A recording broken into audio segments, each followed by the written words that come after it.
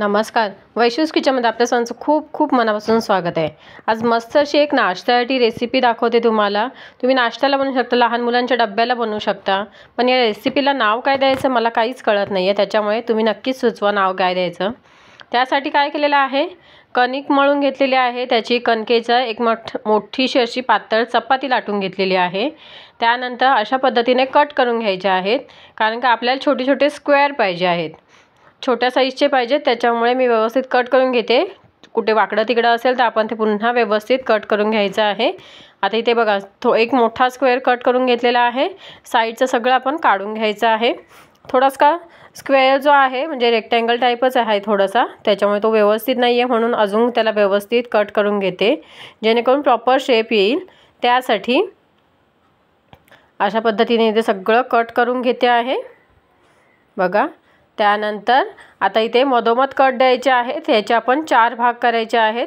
छोट्या स्क्वेअरमध्ये रेक्टँगलच होणार आहे थोडंसं, पण त्याच्यामध्ये मी अजून थोडंसं कट करून वगैरे व्यवस्थित त्याला स्क्वेअर शेप देणार आहे। आणि स्क्वेअर शेपमध्येच पाहिजे का, आता आपल्याला जसं त्याला फोल्ड करायचं आहे त्यामुळे स्क्वेअर शेपच पाहिजे आहे। अशा पद्धतीने हा बघा रेक्टँगल शेप आहे, त्याचा मी फोल्ड अजून त्याला कट करून घेतलेला आहे आणि स्क्वेअर शेपमध्ये कट करून घेतलेला आहे। त्यानंतर इथे मी पनीरचे छोटे छोटे क्यूब्स घेतलेले आहेत, एकदम छोट्या साईजचे क्यूब केलेले आहेत, थोडेसे ना पॅनवर फ्राय केलेले आहेत। तेल वगैरे काहीच काय नाही टाकलेलं आहे, फक्त असेच फ्राय केलेले आहे। त्याच्यामध्ये चिली फ्लेक्स, ऑरेगॅनो टाकलेला आहे, भरपूर अशी बारीक चिरलेली कोथिंबीर टाकायची आहे। फिलिंग तुम्ही ना कोणतीही वापरू शकता, आतमध्ये बटाट्याची घ्या किंवा अजून मिक्स व्हेजिटेबल्स घ्या, अशी कोणतीही फिलिंग घेऊ शकता। पण चीजी वगैरे मुलांना कसं पनीर चीज हे खूप आवडतं ना, त्याच्यामुळे मी पनीर घेतलेलं आहे। त्यानंतर इथे एक चीज क्यूब किसून टाकलेला आहे, थोडंसं चवीनुसार मीठही टाकलेलं आहे। तुम्ही आतमध्ये कोणत्याही पद्धतीची फिलिंग घेतलात ना तरीही चालणार आहे, काहीच प्रॉब्लेम नाही आहे, खूप छानच लागतं तसंही। मी आता इथे पनीरची घेतलेली आहे, तुम्ही ही पण नक्की ट्राय करून बघा, खूप छान लागते, टेस्टी लागते।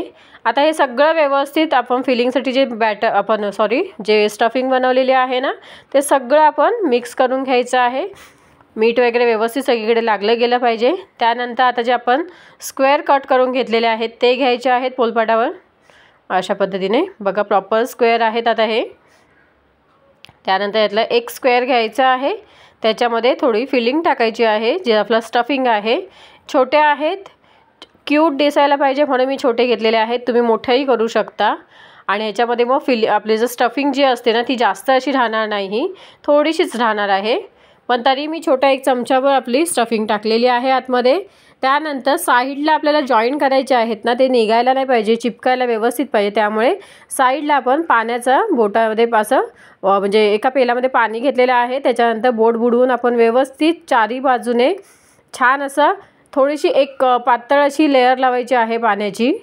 आणि त्यानंतर हाफ फोल्डमध्ये आपण असं फोल्ड करून घ्यायचं आणि साईडच्या सगळ्या दोन्ही साईडच्या ज्या कडा आहेत ना व्यवस्थित चिटकवून घ्यायच्या आहेत, पाण्यामुळे ते इझिली चिकटतात। फक्त स्टफिंग एकदमही ओव्हर करू नका त्याच्यामध्ये, नाहीतर त्या चिकटणार नाही। त्यानंतर मी सगळे बनवून घेतले, एअर फ्रायमध्ये टाकले आहेत। एअर फ्रायमध्ये 180 डिग्री सेल्सिअसला 5 मिनिटं ठेवलं, 5 मिनिटानंतर पलटायचं आहे। त्यानंतर दुसऱ्या साईडनेही छान असं 5 मिनिटं अजून असं दोन्ही साईडने हे करताना 10 मिनिटामध्ये आपण हे मस्त असं तयार होतात आपला नाश्ता। त्यानंतर मोठ्या साईजमध्ये घेतलेला आहे, त्याच्यामध्ये सगळं स्टफिंग भरलेलं आहे आणि थोडंसं वरतून अजून चीज टाकलेलं आहे मोझरेलाचं।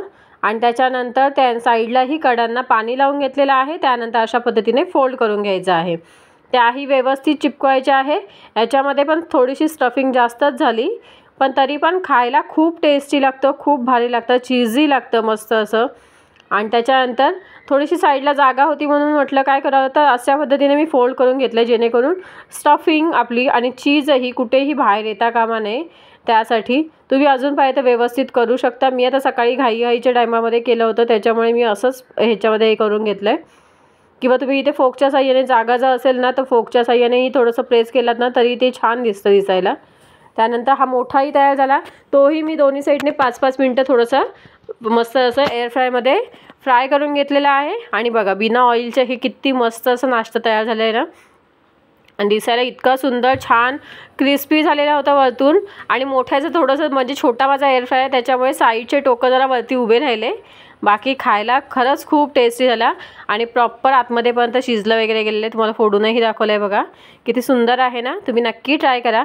कसा वाटला मग आजचा हा व्हिडिओ, आजची ही रेसिपी? आय होप तुम्हाला आवडली असेल। व्हिडिओ आवडल्यास व्हिडिओला लाईक, शेअर आणि सबस्क्राईब करायला विसरू नका। थँक्यू।